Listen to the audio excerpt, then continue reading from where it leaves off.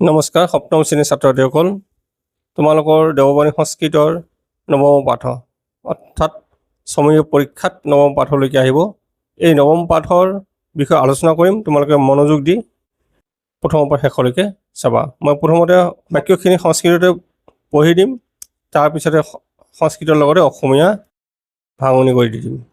তাৰ আগতে এই পাঠটোৰ মূল ভাৱখিনি কৈ দিছোঁ যে এই পাঠটি সমগ্ৰ মানৱ সমাজৰ মহৎ সমস্যা প্ৰদূষণৰ কাৰণ, কুফল আৰু সমাধানৰ উপায় বৰ্ণনা কৰা হৈছে।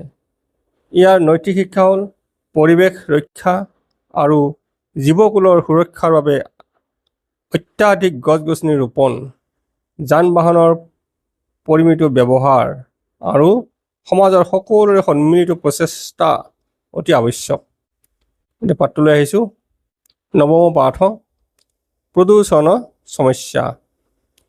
প্ৰদূষণমিতি সমগ্ৰস্য বিশ্বস্য এব প্ৰধান সমস্যা বৰ্ততে সাম্প্ৰতম। প্ৰদূষণৰ কাरणेन एव कुत्रापि স্বচ্ছ বায়ু নিৰ্মল জলম চ ন প্ৰাপ্যতে। প্ৰদূষণৰ কাरणेन एव মানৱ জীৱনম কষ্টদায়কম ক্লেশকৰম চ ভৱতি।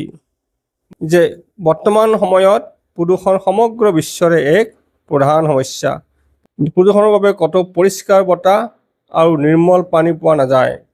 প্ৰদূষণৰ বাবে মানৱ জীৱন কষ্টদায়ক আৰু ক্লেশদায়ক হৈ পৰিছে। বায়ু প্ৰদূষণম ভূমি প্ৰদূষণম জল প্ৰদূষণম চ প্ৰদূষণস্য প্ৰকাৰাः সন্তি। তেষু বায়ু প্ৰদূষণম সৰ্বাধিক ভয়ংকৰ अस्ति। यत दूषित वायु सेवनात् मानव शरीरे विभिन्न रोगाः जायन्ते। तेषु हृदरोग, नेत्ररोग, चर्मरोग च प्रधान। এই প্ৰেক্ষাপটত কি কৈছে? বায়ু প্ৰদূষণ, ভূমি প্ৰদূষণ আৰু জল প্ৰদূষণৰ প্ৰধান প্ৰকাৰ। তাৰ ভিতৰত বায়ু প্ৰদূষণ আটাইতকৈ ভয়ংকৰ, কাৰণ দূষিত বতাহ সেৱন কৰিলে মানুহৰ শৰীৰত বিভিন্ন ৰোগ সৃষ্টি হয়। তাৰ ভিতৰত হৃদৰোগ, চকুৰ ৰোগ আৰু চৰ্মৰোগ প্ৰধান। ঔদ্যোগিক বিকাশায় বৃক্ষানাম কৰ্তনম বায়ু প্ৰদূষণস্য প্ৰধান কাৰণম। ঔদ্যোগিক বিকাশৰ বাবে গছ-গছনি কটাটো বায়ু প্ৰদূষণৰ প্ৰধান কাৰণ। অত্যাধিকানাম য়ানানাম চালনাত তেষু নিৰ্গত ধূম্ৰেণ বায়ুমণ্ডল সৰ্বদা দূষিত ভৱতি। যে অত্যধিক যান বাহন চলাচলৰ ফলত সিবোৰৰ পৰা ওলোৱা ধোঁৱাই বায়ুমণ্ডল সদায় দূষিত কৰে। জলম প্ৰাণীনাম জীৱনম ইতি জ্ঞাত্বা অপি জনাঃ অশুদ্ধ বস্তুনি জলে ক্ষিপন্তি। তেন এব জল প্ৰদূষণম ভৱতি। ভূমি প্ৰদূষণমপি বৰ্তমান কালে মহতীম সমস্যাম উৎপাদয়তি। জনাঃ প্লাষ্টিকম ইতি সদৃশ পদাৰ্থः ভূমৌ ক্ষিপন্তি তথা চ কৃষিকৰ্মসু অসন্তুলিত মাত্ৰায়াম ৰাসায়নিক দ্ৰব্যস্য ব্যৱহাৰম কুৰ্বন্তি তেন নিতৰাম ভূমি প্ৰদূষণম বৰ্ধতে।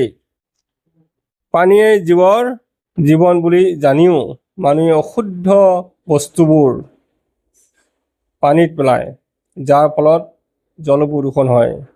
ভূমি প্ৰদূষণেও বৰ্তমান সময়ত ডাঙৰ সমস্যাৰ সৃষ্টি কৰিছে। মানুহে প্লাষ্টিকৰ দৰে দ্ৰব্য মাটিত পেলায় আৰু কৃষি কাৰ্যত অসন্তুলিত পৰিমাণৰ ৰাসায়নিক সাৰ ব্যৱহাৰ কৰে, যাৰ ফলত ভূমি প্ৰদূষণ ক্ৰমাৎ বৃদ্ধি পাইছে। ইতোপি শব্দ প্ৰদূষণম প্ৰকাশ প্ৰদূষণম অপি বৰ্তমান কালে সৰ্বেষাং প্ৰাণিনাম কৃতে বিপজ্জনক ভৱত্যেব। কস্মিঞ্চিৎ অপি সামাজিক কাৰ্যক্ষেত্ৰেষু ধ্বনিবৰ্ধক যন্ত্ৰস্য তীব্ৰ শব্দস্য প্ৰয়োগেন শব্দ প্ৰদূষণম ভৱতি। প্ৰতিলিপিকৰণ যন্ত্ৰ, এক্স-ৰে যন্ত্ৰম, তীব্ৰ প্ৰকাশযুক্তাः স্তম্ভদীপাः প্ৰকাশ প্ৰদূষণস্য কাৰকানি ভৱন্তি। ইফালে শব্দ প্ৰদূষণ আৰু প্ৰকাশ প্ৰদূষণো বৰ্তমান সময়ত সকলো জীৱৰ বাবে বিপজ্জনক হৈ পৰিছে। যিকোনো সামাজিক অনুষ্ঠানত লাউড স্পীকাৰ অৰ্থাৎ মাইকত তীক্ষ্ণ শব্দ ব্যৱহাৰৰ ফলত শব্দ প্ৰদূষণ হয়। ফটোকপি মেচিন, এক্সৰে মেচিন আৰু প্ৰখৰ পোহৰৰ পথৰ লাইটবোৰ প্ৰকাশ প্ৰদূষণৰ কাৰণ। যদ্যা তদ্যা ভৱতু এতেষাং প্ৰদূষণানাং সমাধানমপি अस्माकं হস্তে নিহিতমস্তি। মাত্ৰাধিকম বৃক্ষৰোপণম ইয়ানানাম ন্যূনাতিন্যূনম উপযোগম চ কৃত্বা अस्या समस्यायाः समाधानं सरलतया भवितुं शक्नोति। यज्ञः प्रदूषणस्य संहारं करोति, अतः सर्वेषां सहयोगेन प्रदूषणसमस्याया समाधानं आवश्यकमस्ति। যি কি নহওক এই প্ৰদূষণসমূহৰ সমাধানৰ আমাৰ হাততেই আছে।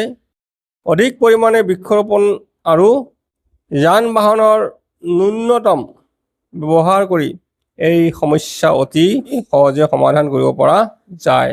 যোগ্যও প্ৰদূষণ দূৰ কৰে। সেই সকলোৰে সহযোগত প্ৰদূষণ সমস্যাৰ সমাধান অতি প্ৰয়োজনীয়। উক্তম চ পৰ্যাবৰণ নাশেন নশ্যন্তি সৰ্বজন্তৱঃ তস্মাৎ কুৰু স্বয়ং যজ্ঞম বৃক্ষৰোপণম অধ্যচ। তাৰমানে পৰিৱেশ বিনাশ হ'লে সকলো জীৱ বিনাশ হয়।